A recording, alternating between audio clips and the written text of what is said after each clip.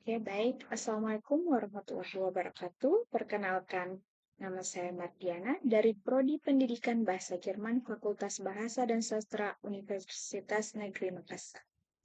Pada kesempatan kali ini, saya akan membahas salah satu periode paling penting dalam sejarah seni dan sastra, yaitu zaman Barok atau Baroksai, untuk memenuhi tugas mata kuliah literatur Geschichte.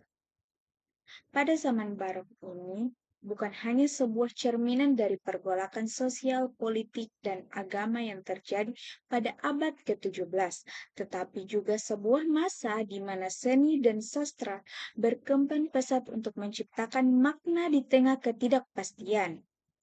Dalam dunia sastra Jerman, salah satu tokoh terpenting dalam zaman barok ini ialah Martin Opitz, seorang penyair, kritikus sastra, dan diplomat. Dia dikenal sebagai pelopor sastra Jerman modern yang karya-karyanya memberikan landasan estetika baru bagi perkembangan puisi di masa depan. Nah, zaman barok berlangsung dari sekitar tahun 1600 hingga 1750. Kata barok berasal dari bahasa Portugis, yaitu baroka, yang berarti mutiara yang tidak sempurna. Sebuah metafora yang menggambarkan sifat seni barok yang berlebihan, penuh ornamen, namun tetap indah. Dalam konteks sejarah, barok muncul sebagai respon terhadap ketidakpastian hidup yang disebabkan oleh perang, wabah penyakit, dan perubahan sosial besar seperti yang terjadi selama perang 30 tahun pada tahun 1618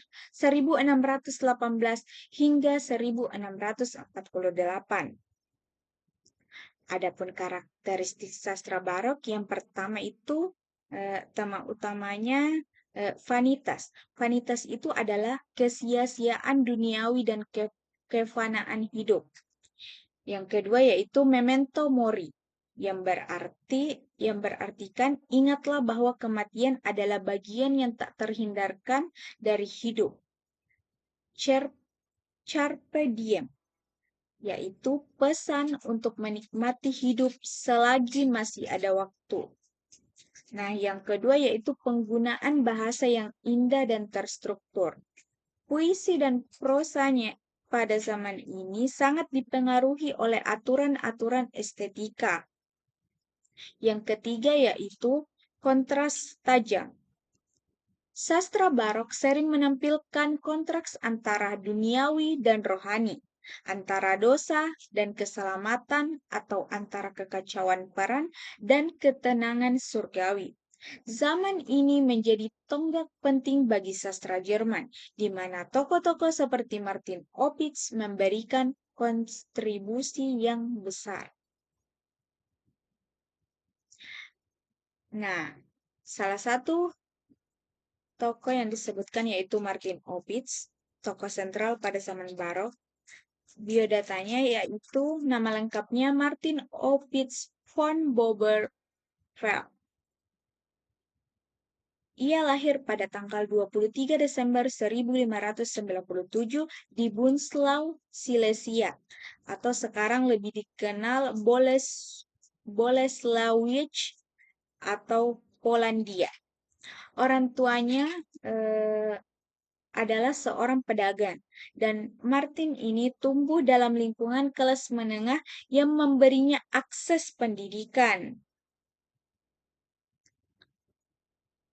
Martin Opitz belajar di gimnasium di Boyton dan Breslau.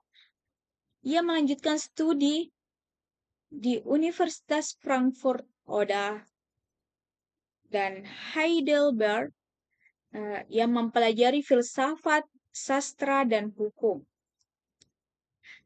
Adapun karirnya, Martin Opitz ialah seorang penulis produktif, diplomat, dan penasihat pengadilan. Selama hidupnya, ia melayani berbagai bangsawan Jerman sebagai penyair istana dan mengembara ke berbagai wilayah Eropa sebagai cendekiawan. Sayangnya, Hidupnya berakhir lebih awal pada usia 41 tahun karena wabah pres di Danzig. Sekarang itu Gdańsk di Polandia pada tanggal 20 Agustus 1639. Adapun kontribusi Martin Opitz pada era ini ialah yang pertama yaitu menerbitkan karya penting yang berjudul Buch von der Deutschen Poeterei, diterbitkan pada tahun 1624. Buku ini ialah panduan tentang bagaimana sastra Jerman itu harus tertulis. Opitz menekankan penggunaan bahasa yang jelas, struktur yang ketat, dan adaptasi dari tradisi klasik Latin dan Italia ke dalam puisi Jerman. Selanjutnya memperkenalkan genre baru. Opitz ini membawa genre seperti soneta, ode, dan epik pastoral ke sastra Jerman. Ia juga mempopulerkan bentuk puisi drama yang dipengaruhi oleh tradisi klasik. Adapun tema-tema karya yang Opitz bawakan yaitu kefanaan hidup, kebesaran Tuhan, dan refleksi moral. Karya utamanya Buch von der Deutschen Poeterei dan Trotzgedichte in der Wiederwärtigkeit des Krieges, yang berarti puisi penghiburan tentang kekacauan perang. Terjemahan karya klasik seperti Annales karya Tacitus. Adapun contoh puisi Martin Opitz, yaitu Opitz sering menggambarkan keindahan alam yang sementara sebagai metafora bagi kefanaan manusia. Salah satu kutipan terkenalnya berbunyi, Der Mensch lebt und besteht nur eine kleine Zeit. Oder nach diesem und in diesem verderbet die Ewigkeit, yang berarti manusia hidup dan ada hanya untuk waktu yang singkat. Setelah ini, keabadian menelan segalanya. Oke, itu saja. Jadi kesimpulannya, zaman barok ialah era yang mencerminkan kedalaman emosi manusia di tengah kekacauan dunia. Martin Opitz sebagai tokoh sentralnya tidak hanya menciptakan karya sastra yang berpengaruh, tetapi juga meletakkan dasar bagi perkembangan sastra Jerman modern. Melalui karya-karyanya, ia mengajarkan kita untuk menghargai hidup sekaligus merenungkan ketidakkekalannya. Semoga penjelasan tadi memberikan gambaran yang lebih jelas tentang zaman barok dan peran besar Martin Opitz dalam sejarah sastra. Terima kasih atas perhatiannya. Sekian dan terima kasih.